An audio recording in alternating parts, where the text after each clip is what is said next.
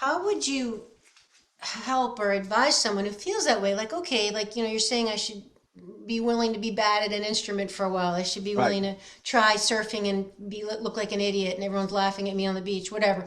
How do we get to there though, where we're feeling strong enough to be like, okay, I'm going to be bad, but I'm going to do it anyway because I feel okay. Yeah. Well, I think that comes down to purpose, motivation, and what you choose to focus on in your life, right? So if you're going to focus on what's not going right, it's going to be very hard to own your own power. It's going to be very hard to get out there and express what your gifts to the world. You know, a lot of people who took the programs, the CHEK coaching programs, especially the lifestyle nutrition ones, they had a lot of self doubts, right? How am I ever going? Well, I don't know as much as so and so. Wait, I need to keep going to. I need this. I need that.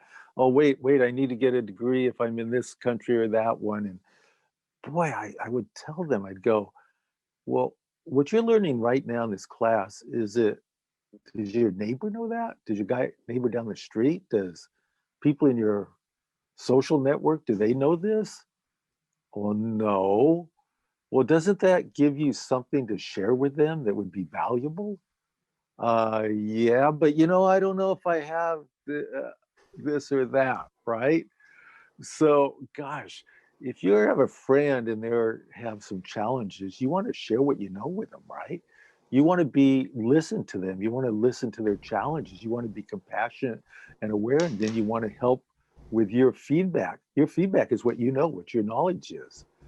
So if you live it, if you actually embrace it, you have a lot of people to share it with. The problem is you don't think you do, right? It's I don't know if you want to call it ego. That might be a little too strong a word, but who is it who could gain what you know, right? Gosh, almost everybody. I had a client many years ago who started a company writing um, biographies for people. And so she would go out to these rest homes, care facilities, extended care. People were going to really, that was kind of the end of their life, residential care. And she started a business going in there to help them write their life story. What a cool thing is that? Writing life stories. So, what is a life story? What if you shared that as you went along, right? Unfortunately, we're kind of going away from that with social media and being on devices and not connecting and going for likes and this and that. And we don't think we're good enough. You hear about all these suicides with kids who aren't getting enough likes on social media from people they don't even know, right? And the Oh my bullying, the gosh. cyberbullying. Oh, yeah. It's nuts. So I would say take a look at where you're at, what you've got, what you've learned. And if your goal is to be somebody who can help other people in the world, which I think is one of the purposes we live for, then the goal is to share it and start sharing it now. And then you go, well, wait a minute. I'm in quarantine. No, I don't know. Whatever, right? But there's so many ways you can share it. I mean, you could share it with a call to a friend, right? What if somebody went through?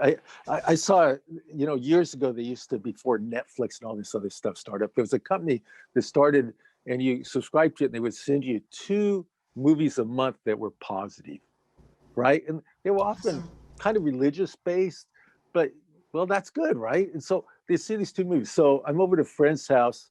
Gosh, this is 20 years ago, at least 25 years. In fact, one of them was with, I think it was with Vidya.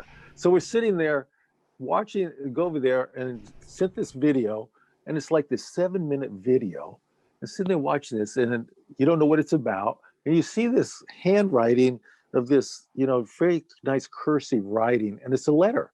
And it's dear so and so, I'm sure your life's, some challenges. I wish you're doing really well. I hope things are da da da. Very positive letter.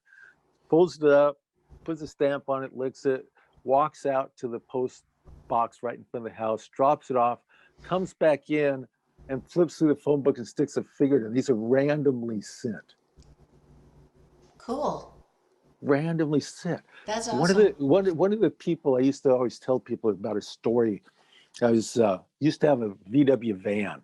Anybody who ever had a VW van back in the day surfing realize they go slow and they don't go fast. And they're, well, anyhow, one day I'm driving on the toll road at Newport Beach. I'm coming up the toll road. I've got a nice Volvo stage, right? And I'm buzzing up, and here's this poor VW van going up the road, right? And he's like, barely making it up. I'm in front of him. He pulls in behind the toll road, so I pay his toll for him. So I kind of pay it for it. So I pay it, thinking, wow, I remember back in the day when I had one of those, and it was Hmm. a struggle. So you come down the other side of the toll road coming towards San Diego, and it's a real steep grade coming down it. I'm going along and doing my 65. All of a sudden, this guy comes up beside me. I mean, the thing must have been like about to blow up. And he can't believe it. He's like giving me this big thumbs up, high fiving it for paying his toll road, right?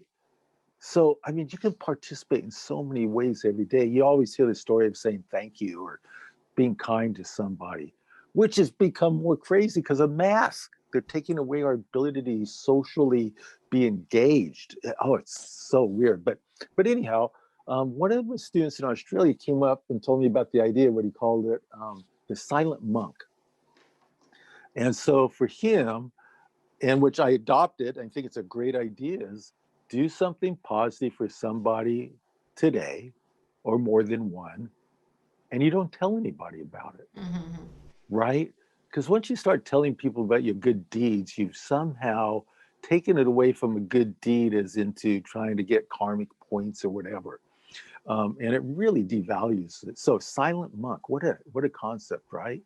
So silent monk. So take that, silent monk with things you know. Wow, here we are. What have I learned in this program, in this HLC or whatever, my schooling? What is it I can share and help make people's lives better?